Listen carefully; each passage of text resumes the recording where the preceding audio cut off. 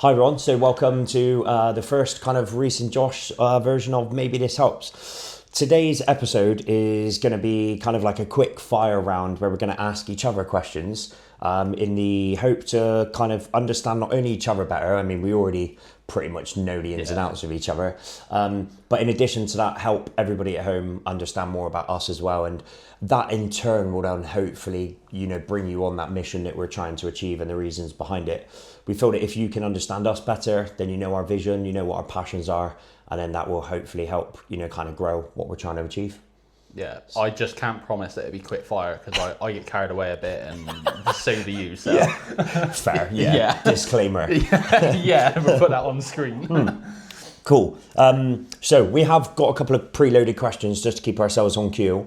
I'll go first. I'll ask you the question. All right, bro.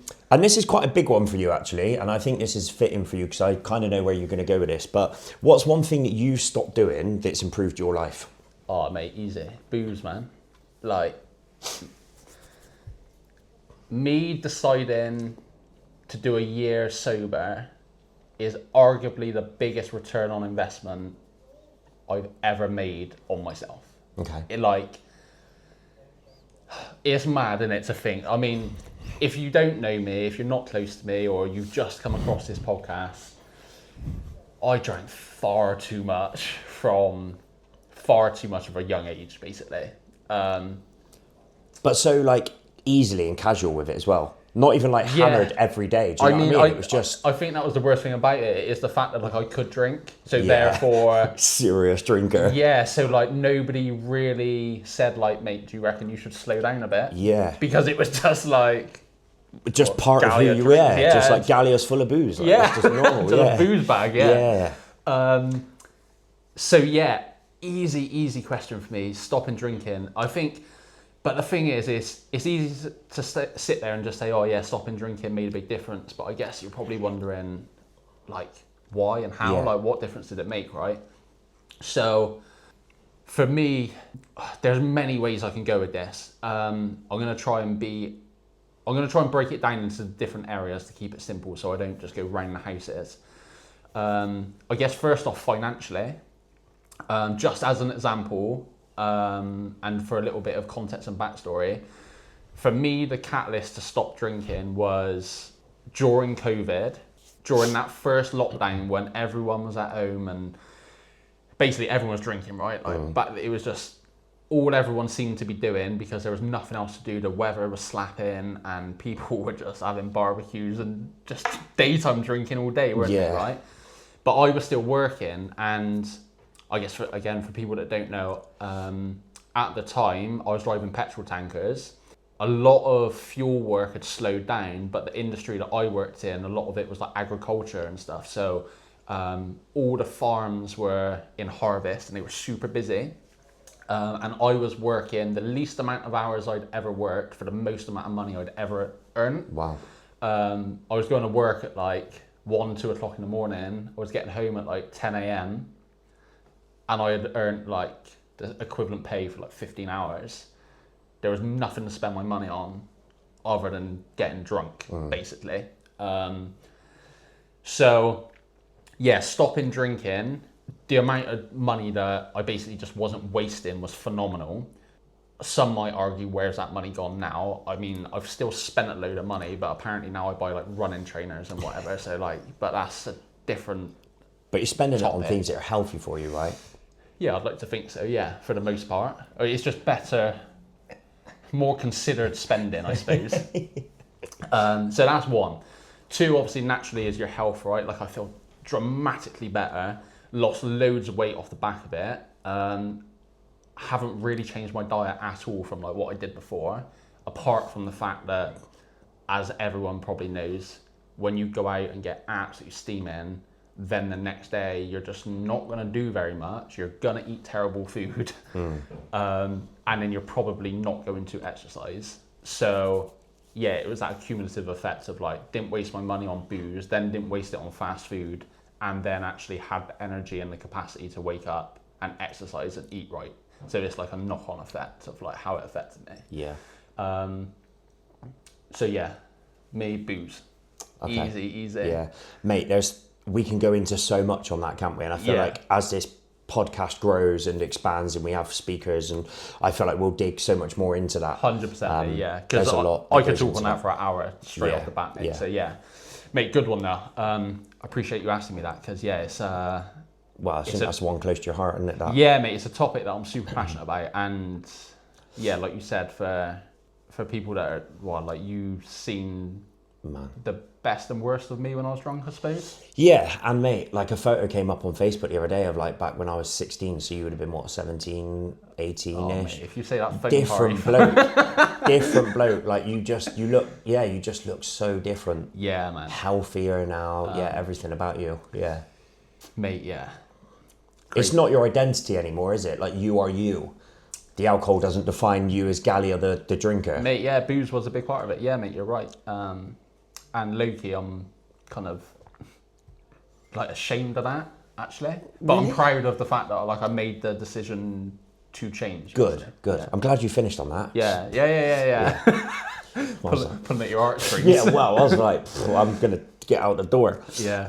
Mate, you know what? I'm looking through these questions and there's some on here, again, I think they're like not a bit deep, but I think we could talk on a long time, so I don't want to shortchange your answer in any way. Okay. I don't actually know how you're going to answer this one, so I'm interested to find out, genuinely. Right. What's something that you've become less bothered about as you've got older? Ooh. Is that a hard one? Yeah, that is hard. Less bothered about. I think, like, relationships, and when I say relationships I mean friendships. So I think throughout my whole childhood and at school and stuff, I was like the fat ginger kid, and I always had a good group of mates.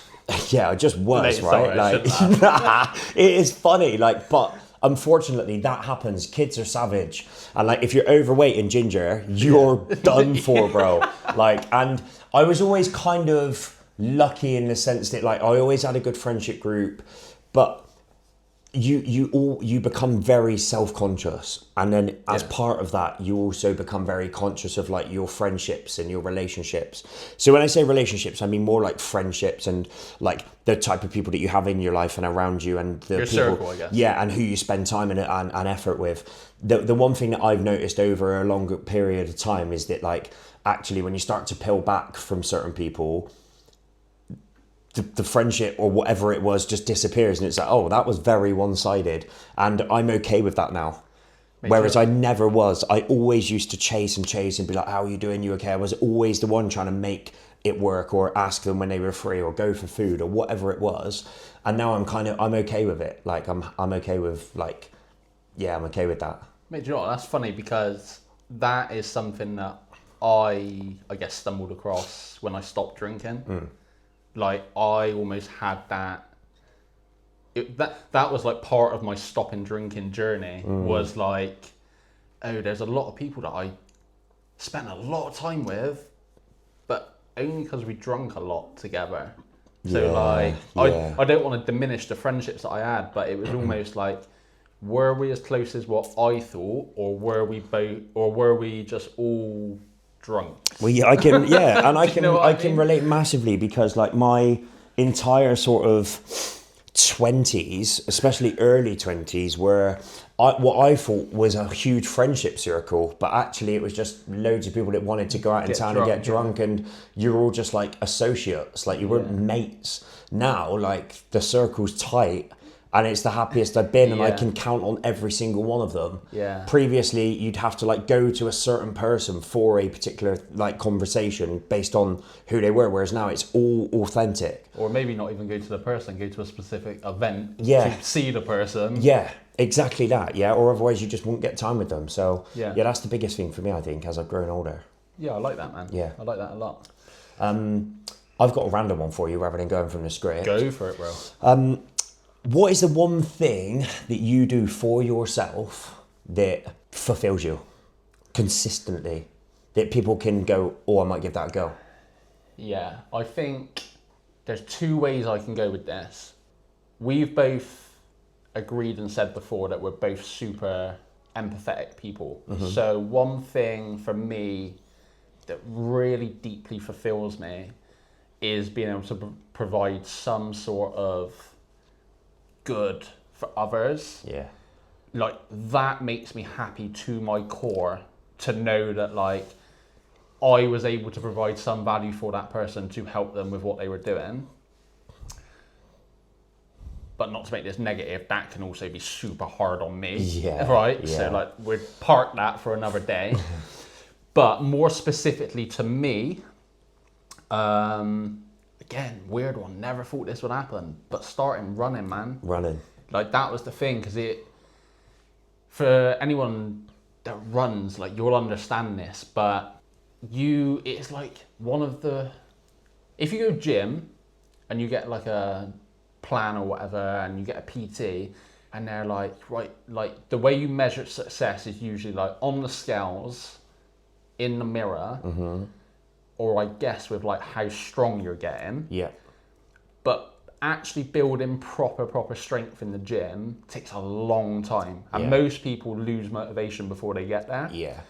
But with running, the newbie gains are real. Like Really? you can improve so quickly, so fast if you just dedicate like 3 months.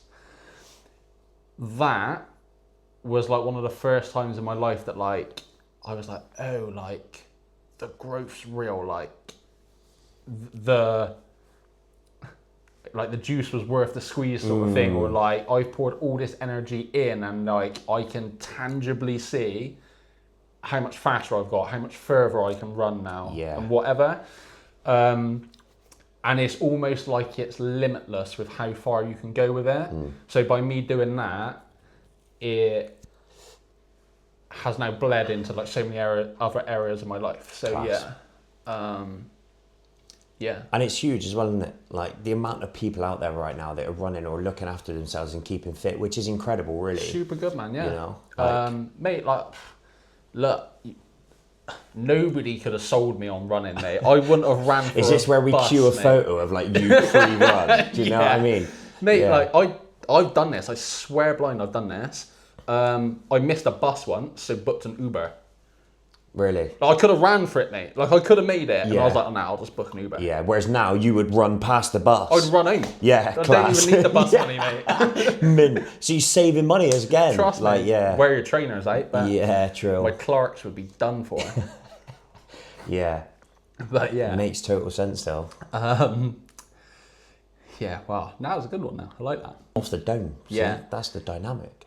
This one, yeah, I like it. This one maybe is a little bit deep, but don't know. We'll see. What's a belief that helps you get through difficult periods? I won't take this on a deep one because it could go on forever. All right. Because of what we're like. But I like to base everything on a probability. Okay. So I can't remember where I heard this, but it's based around how life always has a probability. So when you take the lottery, there is a probability of you winning the lottery. Yeah. Very slim, but there's a probability. And hard times is very much probability, right? Like you will get a hard time and you may continue to get hard times for a very, very long time. And you might be in the thick of that thinking, this is never going to change. Yeah. But actually, life is based on probability. Yeah. So the probability of life changing and getting better, there is a chance. Because it cannot be...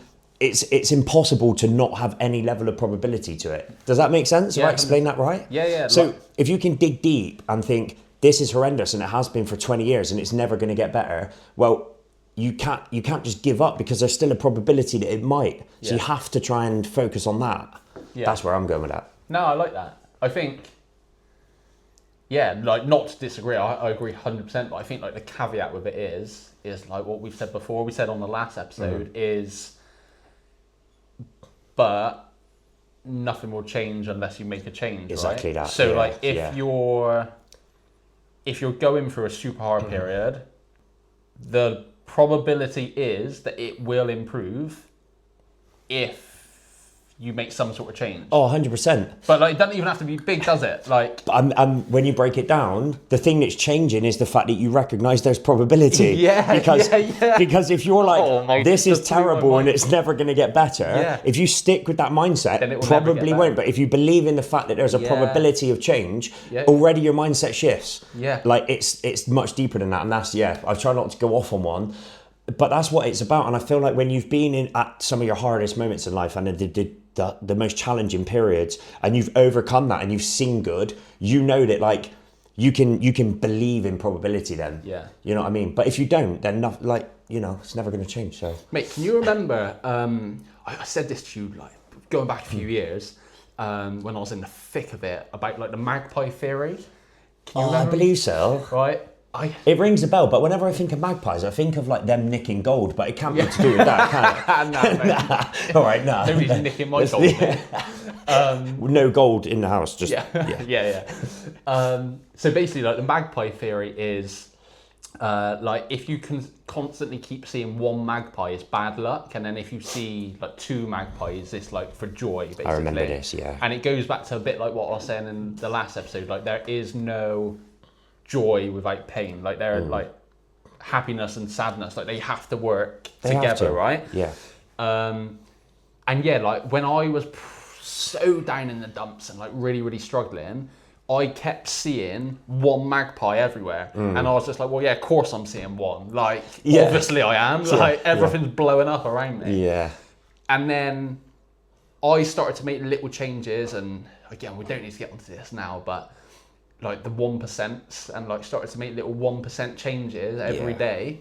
And then all of a sudden, I'd be like, oh, one magpie, typical. And then like a second one, I'd come and land next to it. And I'd be like, oh, same, two. Yeah. Do you know what I mean? And it was like, all of a sudden, I started seeing two everywhere. But like, then it got to the point where if I seen one, I'd be like, well, where's the other one? And I was like looking for it, right? Yeah. Because I was like, well, no, like, things are getting better, so where's the other one? Yeah. And it was like, I was looking for a sign to be like, yeah, like what you're doing is working, like things are getting better. And like now, mate, if I see one magpie, I'm like, well, now you're lying, there's a second one somewhere. Yeah, I just haven't seen it. Yeah. But then I'll see it. Yeah. Do you know what I'm saying? Yeah. But it's all about perspective, isn't it? It's about your mindset. Like, if you're going to buy a new car and you go, oh, I really like that yellow car, all of a sudden you start seeing loads of that car. Yeah. But it's not. You're just recognizing more of the thing that you're looking for. Yeah, like you're spotting the opportunities or exactly like that. The good fortune or good mood or whatever it is. Like, it's almost like you have to be accepting of the fact that things can improve. Absolutely. Like, you need to have that. You need some level of hope in those dark times that things will get better. Yeah, man. You have to. It's mental though. Like, again, to circle back a bit, I don't want to go off on one, but did you always think like this, or is this a byproduct of what you've learned through what you've been through? Mate, I'd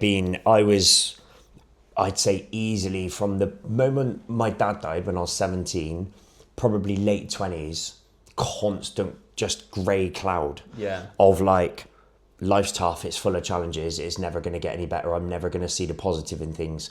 And over time it just did. Yeah. I don't know what the turning point was, I couldn't say, and now I'm able to sit here all like smug and like, things change. But like, mate, there were many, many years where I was like, maybe I'm just never going to be happy or content. And that's fine. I kind of almost accepted that. But then I did start to see like positive, and I was like, wow. And that just absolutely snowballs. And so that's how I'm able to sit here and say this. But there might be people out there that go 20 years without getting to that point. Mate, yeah. But if you don't believe in the probability, then firm believer in probability. So I might buy a lottery ticket tonight. Yeah, same. Yeah. Go Ash, Dad. Well, yeah. Yeah, cool. Same, bro. Right, I'm going to have to go to some preloaded questions just because I've been trying to... Actually, no. One for all the dads out there. What's the biggest lesson you've learned since becoming a dad? Oh, that's good. Biggest lesson I've learned since becoming a dad. Or to make it easier, top 3 tips for new dads. You can choose. Mate, I can probably answer both. But go for it. I think the biggest lesson I've learned is no matter how hard your day is, you cannot bring that energy in or around your child or your kids. So like, it's so true. And like, again, I maybe it's just like the little bubble that I'm in right now. So like I'm listening and reading and hearing about it. But Yeah. the amount of people I've heard that have said like, oh, I wish when I was younger I'd have been more present with my kids, or I wish that I would have, like not worked as much or any of that stuff. My job's really stressful and blah, blah, blah. And I think maybe all of that stuff is true, but also I think it's just about like, what was your energy like around your kids when you weren't at work or doing whatever? Because there are days that I have that as I'm driving home to the house, I'm like, I've had a horrendous day. Yeah. And like, before having Daphne, and again, like I look back at myself now and I'm just like, what an idiot. But I'd have brought all of that negative energy into the house, and ultimately I'd have projected that onto my wife. Yeah. But now I can't do that because I want Daphne to grow up in a happy, positive environment. So therefore it makes me check myself and be like, actually, what are you feeling right now? Why are you feeling it? Yeah. Back to like, is it that deep? Like, do you know what I mean? Absolutely, like, yeah. And it's like, it's really taught me to like sit and understand me and my, not even taught me to understand my emotions, but it's taught me to like process my emotions in the moment when they're happening, so that they don't bubble over into like days or weeks or months, right? So because like I can't drag her through, my bad day can't last 3 days. Yeah. Yeah. Does that make sense? Yeah, it does, yeah. Something really interesting you touched on there is time. Like, a lot of people say that they look back at moments in time for when they had their kids and were like, oh, I wish I spent more time with them, or I wish I did that. And it's interesting, isn't it? Because like, even it Beyond the Chair in a men's mental health group, when we hear people talk either about their childhood or now being a parent, everything generally comes back to time. Like, I wish I had more time with my parents, or I wish my parents were around more, or I wish I did more of this. And it's like, time is the most precious currency, isn't it? 100%. You know, I think like with it though, on that, I think you, as a species, like we always want more of what we can't have, right? It is just how we are wired. Yeah. I could go into work tomorrow and they say, oh Josh, we're going to pay you the same amount of money, but you're only going to work half the amount of hours. In 6 months' time, I will still say I don't have enough time. Yeah. That is just how it is, true. mate. Right? 100% is how it is, Yeah. right? So I just have to make better of the time I have, right? And that's hard because there are things outside of my family that I need to do for me so that I can show up as the best version of me. That's so important. With the time I have, right? That is so important. And I guess that's probably one of the things I would have said, like when you said about like the 3 things for new dads, that is like, what makes you like the best version of you. You, and like I sat before Daphne was born, I actually sat down with a pen and paper and like wrote some of these things out. And like for me, it is like I need some sort of physical goal to pursue. So like, hence I'm running another 100k ultra. Yeah. Like I need something like that to chase. I think like played ice hockey my whole life. I was so used to like playing hockey like 4, 5, 6 days a week. Seasons are long, playoffs, blah, blah, blah. Yeah. I can't just not do something. I need to chase something in that respect. Yeah. Back to sort of what I touched on briefly earlier, like I feel the best version of me if I'm able to provide some value and help people, I guess in some weird, maybe twisted way that fit our feeling how I felt in the past, in like that dark pit. If I'm able to help them in some way, that really makes me feel good about me selfishly. So that's like 2 things that I needed to do. So that's one part of it.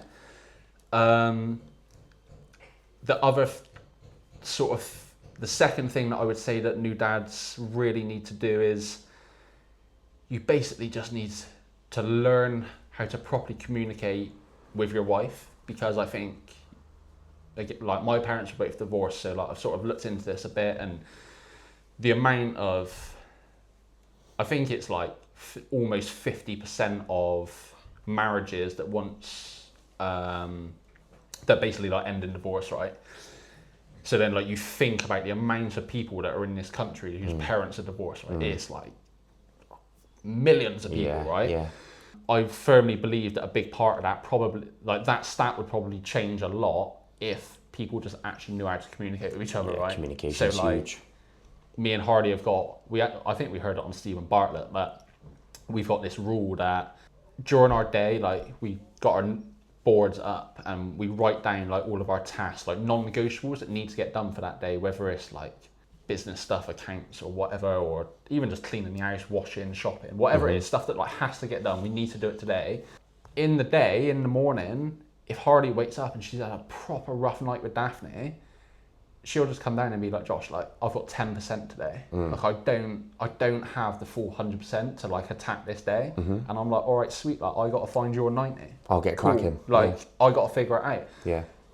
But because she's honest and upfront with me and we've been able to communicate about that, I don't then get to the end of the day and be like, well, you've done nothing on the list. Yeah. Why haven't you done it? Do you know what I mean? Like, yeah, it's huge what you're talking about there, communication, because I think even from experience, like situations where communication hasn't happened or it's broken down actually has made every single situation I've been in worse. Yeah. Initially, the conversation might be difficult or the communication is it's tough, that hard first step, but long term, long term, it is the best thing. Communicating, expressing yourself, like you have to. Yeah. Or you just explode. You just bubble up. And like literally off of that, the third thing that you have to learn how to do, and this is going to sound proper corny, but it's you need to learn to be uncomfortable. You need to learn how to be comfortable being uncomfortable, because like I'm an only child, right? So like I haven't grown up around babies or kids at all. Didn't know what I was doing. Yeah. Like it's uncomfortable. It's at times a little bit overwhelming. Just get comfortable not knowing what you're doing. Yeah. Like I'm already like projecting forward. Like we're like 6 months in now. I've got this bit figured out. It's sweet. Like nappies, bottles. You've seen me earlier doing whipping it up. That. Yeah, yeah, like me, a man. barman over there. Yeah, you knows it, man. It's easy now, right? All of that stuff's sweet. But every stage of Daphne's development is going to make me uncomfortable again. So like already now, like she's at that point, like she's like very nerdy crawling. We've started introducing solid food. So like one day, bro, like maybe you'll get there, but what, eating solid foods? yeah. But you'll cheers, bro. You give them solids for the first time and it looks like they're choking. They're not choking, they're like heaving because they've never had solid foods in their mouth, right? That's uncomfortable the first time because you're like, I don't know, like, do I like scoop it? Like, what do you do, right? Yeah. And give them the Heineken. No, that's it.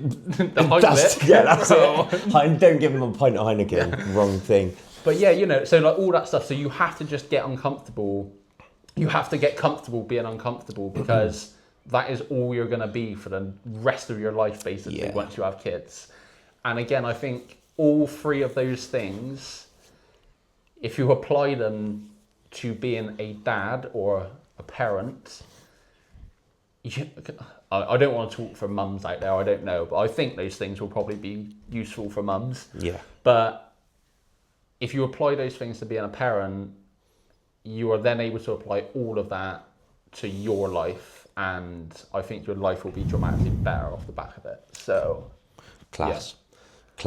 Plenty to take away there. Yeah, man, I went off on one. Yeah, but not even just for parents. There's loads in there to take away from that, isn't there? Why do I get nervous? I'm like, oh, what's coming? It's like going around a corner mega fast. You don't know what's around the corner. You could hit something, or it could be clear open road. Well, the way you drive on these scooters, mate, I ain't surprised. Yeah, true. I think, this one, I'm going to go with it. I think this is like your wheelhouse as well. If somebody listening was feeling stuck right now, what's one thing that you'd tell them to try this week? Oh, that is a good one. There's layers to that. It depends on what you're stuck on or with. All right, maybe let's take it back a bit. Okay. What's one thing that you've done in the past when you've been feeling stuck that's helped you move forward? So it's a combination of things, but I think the biggest thing is recognizing it. So recognizing that you're stuck is the first thing. The self-awareness of it. Yeah, absolutely, because you can sit, you can digest, you can understand. From there, you can then start to kind of rationalize and think of a bit of a plan. So if you're stuck with a feeling or a problem, if it's mentally, then you can start to think, well, what helps towards that? So if I'm stuck in my head about something, just having a conversation with somebody that's either kind of impartial or willing to sit and listen and help you rationalize, huge. Taking yourself out and just spending a little bit of time outside of like the four walls of your home and just get out in a bit of sunshine for once. I know that's difficult in the UK at times, but that's another thing. But yeah, that feeling of being stuck is hard and it's hard to shift. But even if you can get out of that headspace for an hour once a day or once a week, that will slowly start to snowball and amount to something. Yeah, nice. I like that. But yeah, recognizing the fact that you're stuck and what you're stuck on and trying to go, okay, well, this is a problem which I am stuck on, whether it's physically or mentally. How can I then implement steps to help change that? Because it comes back to the whole thing, if nothing changes, then nothing changes. So you have to change something to help towards whatever that stuck thing is. Yeah, I think, I've definitely been not a victim, I guess a culprit of it is when I'm stuck on something, rather than accepting the fact that I'm stuck, I'll just find something to distract me so that I don't have to spend the time deep in it, basically. So yeah, I think like the conversation around like drinking, for example, right? Typically, when people go out and have a couple of casual drinks, it's nice, you socialise, you catch up with friends, and that's where people take it. But for anybody that goes out to get absolutely battered and hammered to the point where they can't remember where they are into an oblivion, there's usually a reason behind that. Whether they think there is or there isn't, they'll be the first to deny the fact that there is. But actually, when you break it down... Apologies, everyone. Little bit of technical difficulty at the end of this episode. For whatever reason, the file got corrupted. So we didn't quite get to capture the end of the episode. But thank you all so much for listening. Me and Rhys will be back with another episode next week. And we've got some interesting guests coming up. We're back to recording weekly now. So be sure to like, subscribe, follow, do all that good stuff. And yeah, me and Rhys are hoping to have some really, really good conversations with some really interesting people. So be sure to keep an eye out for that. And we'll catch you all next week.